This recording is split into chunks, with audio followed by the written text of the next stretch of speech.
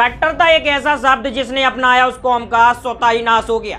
या अभी तक आपने जितनी भी आतंकवाद पर फिल्में देखी होंगी, उसमें जितने भी आतंकवादी स्लीपर सेल्स देखे होंगे, वो सभी मुस्लिम ही देखे होंगे। इसका मुख्य कारण है धार्मिक कट्टरता। अब ठीक उसी प्रकार हिंदू भी बढ़ चढ़कर हिस्सा ले रहे हैं और आप चौंक जाएंगे, क्योंकि आपके झांसी से भी लोग निकलकर सामने आ रहे हैं जो अपनी टीम बनाकर चर्चों को टारगेट कर रहे हैं। नमस्कार, मैं धर्मेंद्र कुमार और आप देख रहे हैं द न्यूज तंत्र की खास पेशकश। सच कड़वा है, सच इतना कड़वा है कि आप शायद ही स्वीकार ना कर पाए। खबर झांसी से।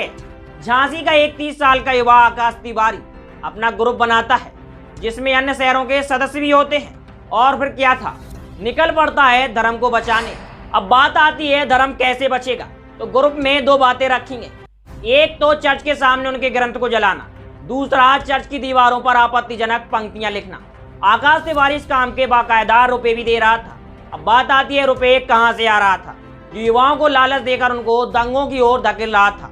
अमर उजाला में आज की रिपोर्ट में विस्तार से लिखा है। अमर उजाला की रिपोर्ट के अनुसार मध्य प्रदेश के इटारसी में धार्मिक माहौल बिगाड़ने की साजिश रचने का मुख्य आरोपी झांसी निवासी युवक निकला। उसी ने यहाँ बैठकर अपने दोस्तों की मदद से धार्मिक स्थलों को निशाना बनाया था। उसकी तलाश में एमपी पुलिस 2 दिनों तक यहाँ डेरा डाले रही। सुराग मिलने के बाद पुलिस ने उसे सीपरी बाजार स्थित आवास विकास कॉलोनी के पास से गिरफ्तार कर लिया।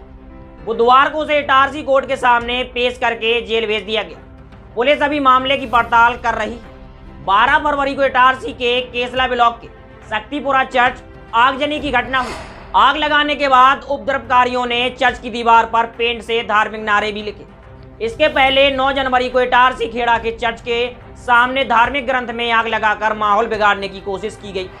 सीसीटीवी समेत पुलिस ने जब सुराग कसी की, तब इटारसी निवासी शिवा राय का नाम सामने आया। शिवा राय की मदद से पुलिस दूसरे आरोपी अयोध्या निवासी अवनीश पांडे तक पहुंच गई।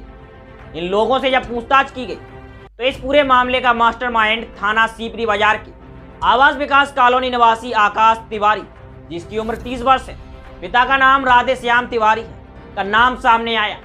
पूछताछ में पुलिस को मालूम चला कि आकाश ने ही अवनीश एवं शिवा को इस काम के लिए राजी किया था। पढ़ाई के दौरान आकाश के संपर्क में अवनीश आया था। शिवा और अवनीश को इस कार के बाकायदा रुपए भी दिए गए थे। आप विचार करिए वो दिन कितना दूर है जब बस्तियां जलाई जाएंगी। अमृतपुरी का वो डायलॉग तो आपने सुना ही होगा, बस्तियां जलती हैं तो जलने दो, लोग मरते हैं तो मरने दो, गाड़ियां जलती हैं तो जलने दो। ये मूर्ख जनता है, 2-3 दिन में सब भूल जाएगी। इस पूरे कांड में राजनीतिक एंगल को पुलिस खोज रही है, लेकिन खोज नहीं पाएगी, ऐसा मुझे लगता है। तो आप बताइए कि इस बार का सच कितना कड़वा है। क्या आप इसे स्वीकार कर पाएंगे कि झांसी जैसे छोटे शहर में अब ऐसी घटनाएं घटने वाली हैं? क्योंकि युवाओं के अंदर ये कौन सा जहर घोला जा रहा है, ये तो युवा जानते हैं या घोलने वाले जानते हैं।